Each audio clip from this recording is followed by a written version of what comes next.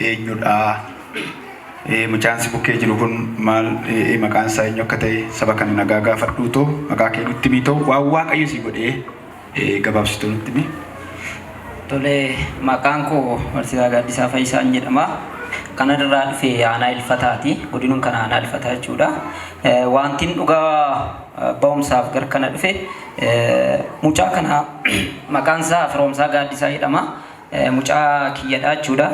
Akka carraa balaa akka tasaatiin dhukkubsatee balaa akka tasaa gaafan jedhu mucaan kun osoo bakka goodaa taphaatti jiru kufee gaafa kufu mucaan kun baay'ee dhukkubsatee in kufee boo'aa galee gaafa boo'aa galu gara kilinika naannoo keenya jirutti geessine gaafa geessinutti mucaan kun innoo tarii garaa keessa yookaan kaleensaa miidhamuu danda'ati gara buufata guddaa geessaa laalchisaan hin jedhanii aanaa keenya keessa buufanni guddaa yookaan hospitaalli hin jiru gara aanaa dandii magaalaa Gincee jedhamutti fudhadhee deemee gaafan fudhadhee deemu achitti araajii kaasanii qaama isaa hundaa qoratanii gaafa laalanii altiraasaawundiidhaaf gara asii pooliyootti na erganii laalchisee gaafa nan galu mucaan kun xiqqoo fooyya'ee gaafa deemee qe'ee ga'unnoo akkuma duraa san ta'een dhukkubsate baay'ee amala jijjiirrachaa dhufe kan duraan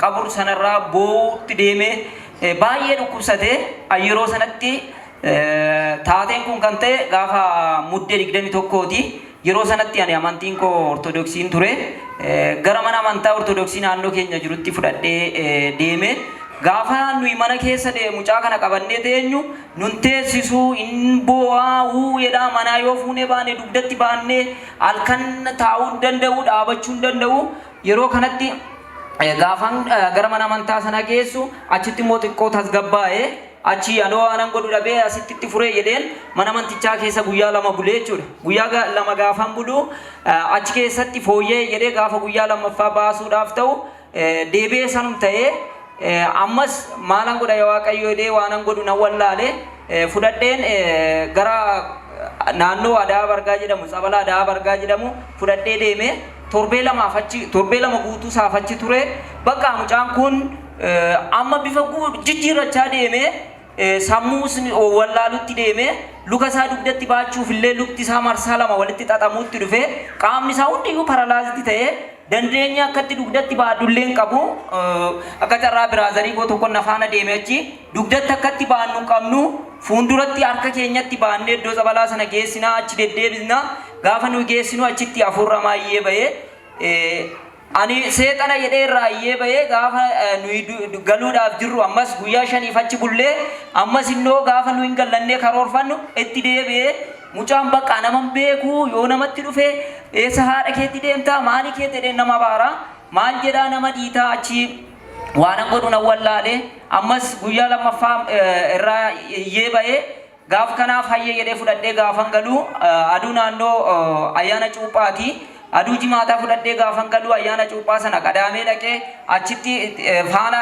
dabarsee gaafan galgala isaa galuu mucaaloo kan duratti sanatti deebi'e gaafa deemuu anoo yaa waaqayyo maalan godhe atoo situ naaf kenne jedhee mucaa kana waanan jedhu nan dhabee bakka maraatummaa keessa galee jechuudha yeroo kanatti achi gaafanii fudhadhee galu obbolaan koo immoo baay'een isaanii amantii kiristaanaati yookaan pirotestaantii sanni sana kanaaf waaqayyoon Yesuusiin fayyisaa lubbuu kee godhadhu mucaan kee siif fayyanaan jedhanii fudhadheen achi gara waldaa dhaqee jechuudha. Waldaas gaafan dhaqu waldaa naannoo keenya jiru fudhadhee gaafan dhaqu achitti ammas sanuma ta'ee mucaan anis amanee mucaas torbee 2 waldicha keessa gaafan taa'u isaanoo afuricha gaafa baasuudhaaf kadhatan kottaa na baasaa ka na gubdu miti amma gubdoota na gubaa kaa'edha waan jedhu beeku homaa tokko beeku mucaan gaafa haasa'u naannoo mana keenyaatti mana godoo wayiitu ijaaramee jira jedhee haasa'a.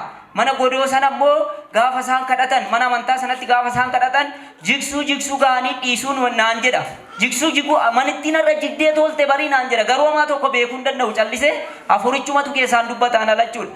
Gaaf kana anoo achi torbee 2 taa'ee gaafa naa kadhatanii bakka mucaan kee dhukkubni isaa sammuu ta'uu nafu fuudhii deemi ilaalchisinaan jedhanii anoo waaqayyotti kenne waaqayyoon amane waaqayyo naaf fayyisa jedhee as dhufee gara magaalaa kanaan dhufee akka carraa naannoo sana yeroo sana magaalaa Naqamtee yookaan waldaa araaraa geessuufanii gar kana dhufee jechuudha.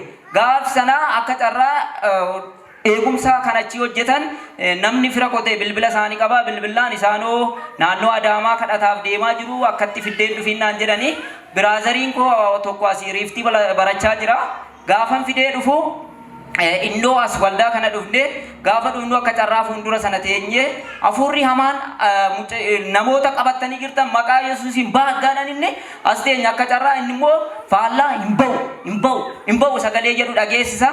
Yeroo kanatti tajaajilli barsiisa wangeelaa guyyaa sana dheerate raajiin faasii sagantaan waan wannoo ta'eef gara boodaatti hafnee ani amantaadhaan kan na fide biraazarii koo sana waan ta'eef inni naannoo sana dhaabbata.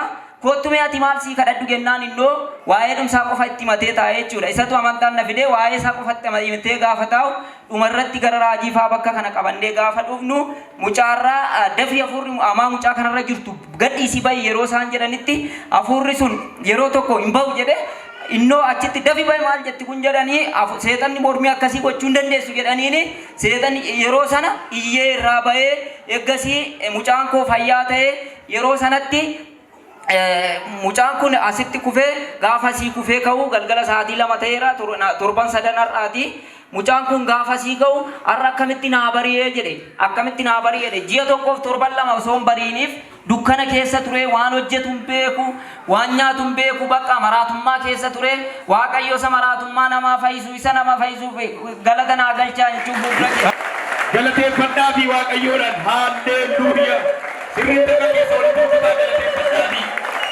ni fayyisu ni nama hiiku ni nama gargaaru ni nama boqochiisu ni maraatummaa namarraa fuudhu maqaan isaa kabajamu harka keessa walitti rukutaa fi galateeffadhaa fi erga gooftaa amantee amma mi'ate. Ani kanan gooftaa amane egaa amajjii gaafa 18ti. Eeggasuma kaasee bakka anis asitti dhufee fayyuu mucaa koo argee anaafillee waaqayyoodhaa kana gochuu danda'a kan jedhu lapheen koo guutumaatti na cabee jechuudha. Akkasii anillee sarree argee maatii koollee dabalee fudhadhee qabadhee bakka kana deebee dhuga baatiidhaaf dhufee jechuudha. Maatiin kee eddana jiru? Amananiiru isaan? Amananiiru. Eeggasii bakka mucaan asii bahee nutoo fayyine warra qe'eetu rakkoo qaba akkam goona jedhee achumaanan isaanis bakka hin fayyu jedhee amanee fidee dhufee. Waaw! Harka keessa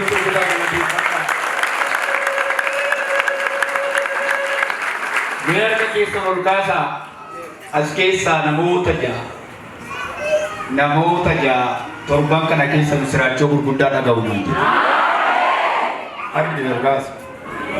Torban kana keessa namoonni ja'a misiraachoo jajjabaa waan namoota baay'ee dinifkachiisu waan namoota baay'ee ajab godhu. Waan namoota baay'eedhaan waaqayyoon galateeffachiisu waan namoota baay'eedhaan waaqayyo hojjete jechisiisu waaqayyo torban kana keessa namoota jaalala deemsiisanaa jedhe namni tokko lutaaninaa ta'e. Haleluuyaa. Waaw maaltu sitti dhaga'ame? Ani dhuguma agan iddoo xabalaa sana turettis hangan mana kadhannaa naannoo keenya jiru turettis dhugaadha qarshii 18,000 ol fixeera jechuudha deddeebii kana gidduutti jechuudha. Mucaan kee hin fayyu jedhanii namni hundumtuu abdii kutee waaqayyo garuu naaf fayyisee isan galateeffadhaa kan gatii malee asitti naaf fayyise qarshii aga kanaa baasee tola asitti fayyifadhee galee isa waaqayyo tola nama fayyisu isa guyyaa namatti nama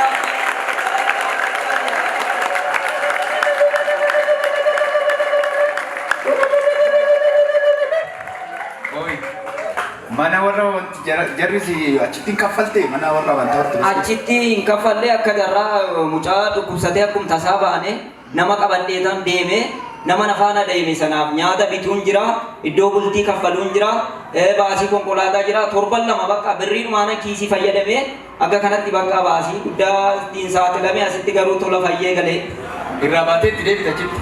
Irraa baatee itti deebite isheenoo gaafa baatu anoo goyyomsee muu achitti gaa ishiin gadi baate yeroo nuti kadhannaadhaaf achi geessine mucaan fincaan naqabee jedha bobbaa nageessi sitti beetii nageessedha gaafa nageessedha shin achitti hafti guyyaa sadaffaa dhuguma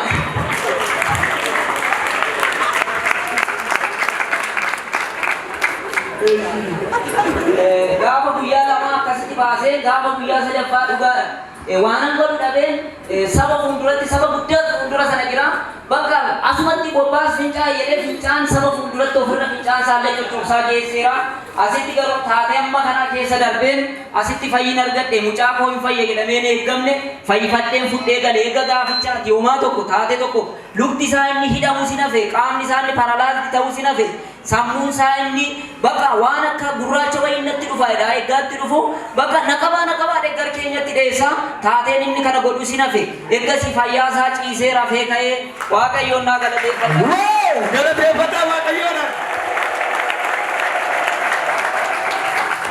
Geestaawus yoo ta'u ciisin isin fayyoo jechuudha. Toomaan kan fadhin jechuudha. Samtaa jechuudha.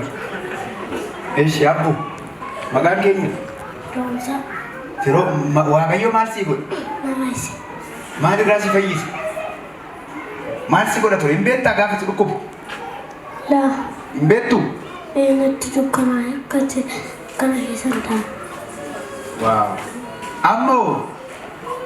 Amma na bareera.